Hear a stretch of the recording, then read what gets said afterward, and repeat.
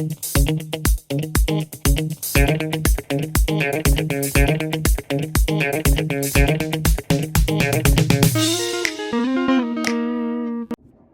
there, it's me again. So you all probably recognize the plant that's behind me, right? So the question today is, what will happen if I touch it? Although that one is too easy, right? So let's look at another question that might be a little bit more interesting.